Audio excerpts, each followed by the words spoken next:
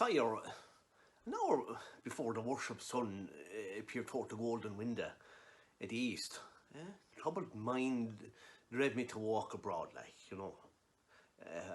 where underneath the grove of sycamore at the westward routed side of the city. So early walking, did I see your son? Towards him I made, but he was ware of me and stole into the covert of the wood. I, measuring his affections by my own, that are most busied when they're most alone, pursued my humour, not pursuing his. And gladly shunned who'd gladly fled from me,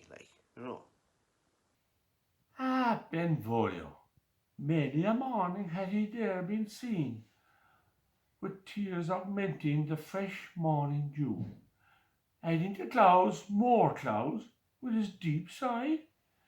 Away from light steals home my heavy son, and private in his chamber pens himself, shuts up his window, locks fair daylight, and makes himself an artificial night.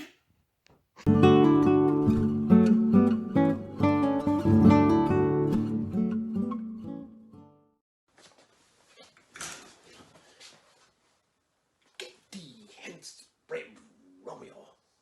Look to me. Aye, such is love's transgression. Griefs of mine own lie heavy on me breast. Love is a smoke raised with the fumes of sighs, being purged, a fire sparkling in lover's eyes, being vexed, a sea nourished with lover's tears. Is love a tender thing? It is too rough, too rude, too boisterous, and it pricks like a thorn. If love be rough with you, and be rough with love, prick love for pricking, and beat love down.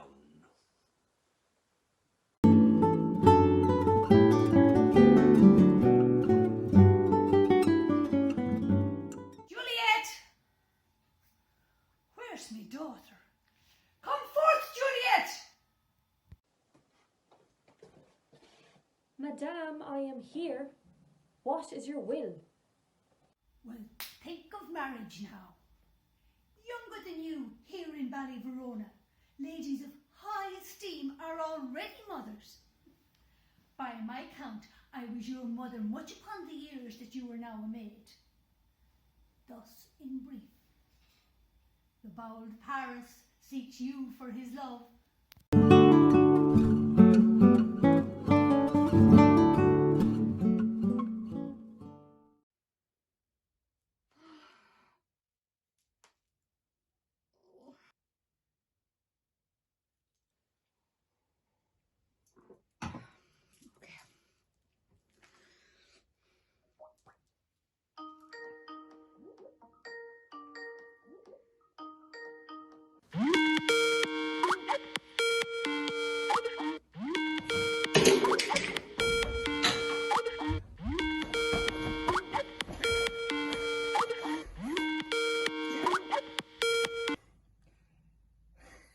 Pegeen, if I profane with my unworthiest hand this holy shrine, the gentle fine is this: my lips, two blushing pilgrims, ready stand to smooth that rough touch with a tender kiss.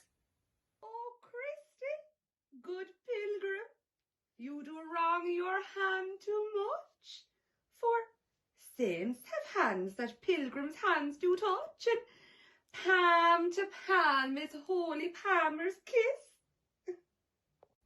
Have not saints' lips, and holy palmers too? Aye, pilgrim, lips that they must use in prayer. Oh, then, dear saint, let lips do what hands do.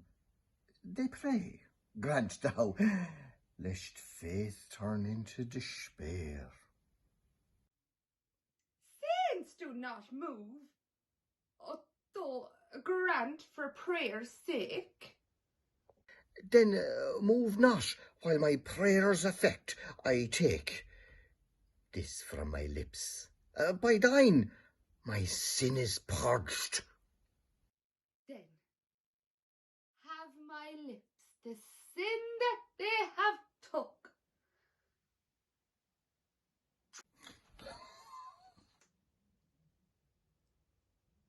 Sin from me lips. Oh, trespass, sweetly urged.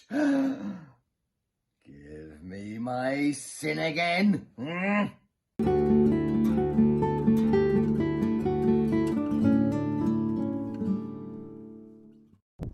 What light from yonder window breaks? 'Tis the east, and Juliet is the sun. Arise, fair sun, and kill the envious moon, who is sick and pale with grief, for thou, her maid, art far more fair than she. Oh, she doth teach the torches to burn bright.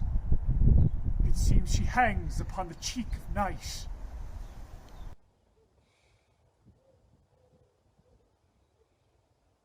See how she leans her cheek upon her hand. Oh, that I were a glove on that hand, that I could touch that cheek. Oh, Romeo, Romeo, wherefore art thou, Romeo?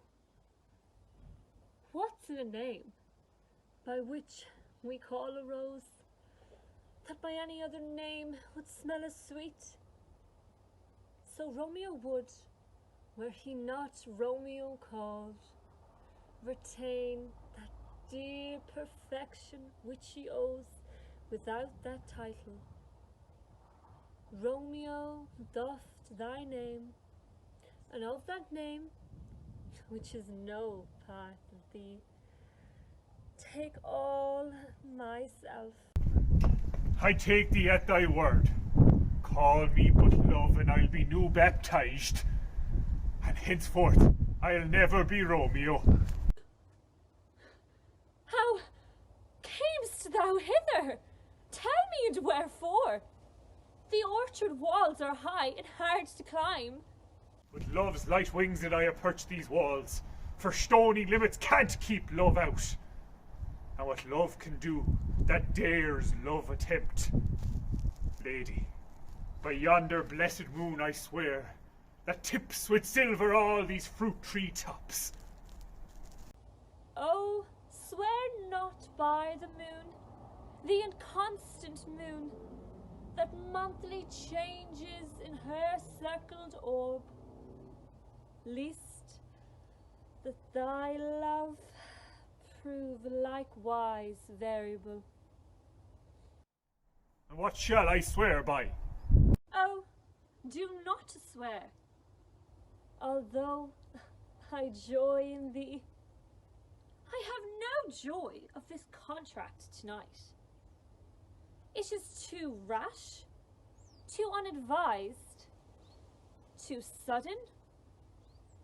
Oh, will thou leave me so unsatisfied? Good night, good night. Parting is such sweet sorrow, that I should say good night till it be morrow.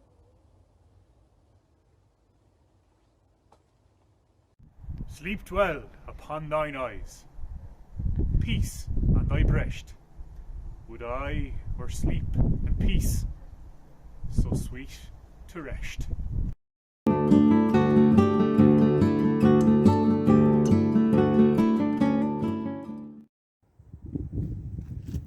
With tender Juliet matched, now Romeo is beloved, alike bewitched by the charm of looks. And she steals love's sweet bait from fearful hooks. Being held a foe, he may not have access to breathe such vows as lovers used to swear.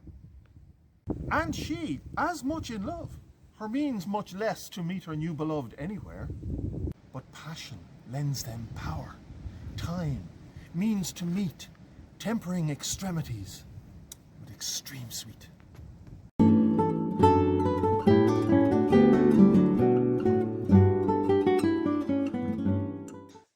There shall no figure at such rate be set as that of true and faithful Juliet. As rich shall Romeo's by his ladies lie, poor sacrifices of our enmity. For never was a story of more woe than this of Juliet and her Romeo.